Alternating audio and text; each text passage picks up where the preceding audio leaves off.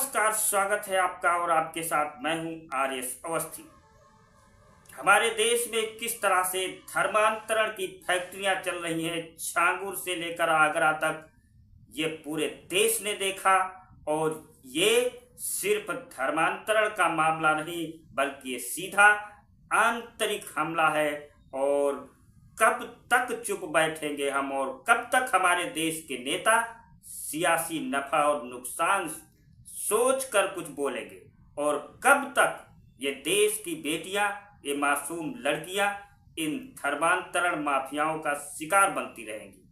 अब वक्त आ गया है जब सिस्टम को झकझोरने की जरूरत है, क्योंकि ये मामला अब सिर्फ कानून का नहीं, देश की आत्मा पर हमले का है। किस तरह से हरियाणा में बंधक बनाकर निकाह किया गया, और ये निकाह नहीं बल्कि एक नापाक साजिश है। हरियाणा की एक मासूम युवती को अब्दुल रहमान नाम के मानसिक दरिंदे ने बंधक बनाकर जबरन निकाह करवा लिया। किसी इंसानियत के नाम पर धब्बा इस हरकत को धर्मांतरण कहता है। युवती को महीनों कैद रखा गया, राजस्थान से नकली काजी बुलाकर जबरन निकाह करवा दिया गया। कोई प्रमाण पत्र नहीं, कोई रजिस्ट्रेशन नहीं, बस जबरदस्ती, धोखा और आतंक का खेल।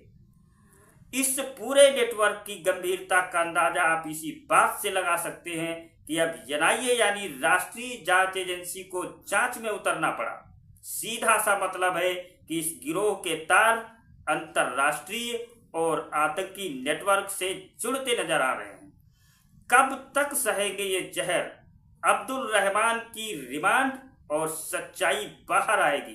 दिल्ली से पकड़ा गया मास्टरमाइंड अब्दुल रहमान उर्फ महेंद्र पाल, एक नाम जो सिर्फ एक आरोपी नहीं बल्कि पूरे देश में फैलाए जा रहे धर्मांतरण जाल का मुखिया है।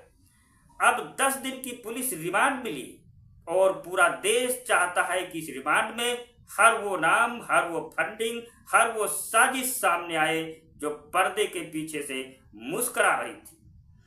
कोलकाता से बरामद की गई 2 बहनों और उनका भी धर्म बदलवाकर निकाह की तैयारी की जा रही थी। इनके नाम पर दस्तावेज भी बनवाए जा चुके थे।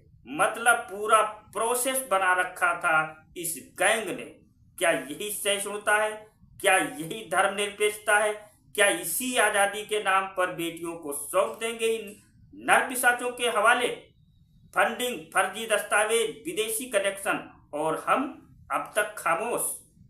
गोवा की एसबी कृष्णा उर्फ आयशा से पूछताछ में खुलासा हुआ, दिल्ली का मुस्तफाबाद सलीमपुरी इलाका धर्मांतरण का नया अड्डा बन चुका है। कितनी बेहूदी बात है कि ये लोग विदेशों से फंडिंग लेकर देश के संविधान, संस्कृति और कानून की धज्जियां उड़ा रहे हैं, और हमारी बेटियां इनके मजहबी युद्ध का हथियार बन रही हैं।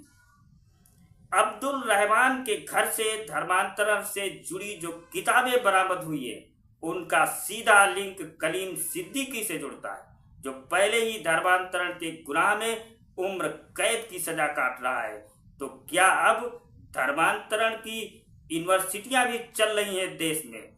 सीधा सवाल और साफ सवाल है कि कितने और अब्दुल रहमान बचे हैं, कितनी और बेटियां बंधक बनेंगी, और क्या अब भी हमारी सरकार, हमारी एजेंसियां सिर्फ जांच चल रही है बोलती रहेगी?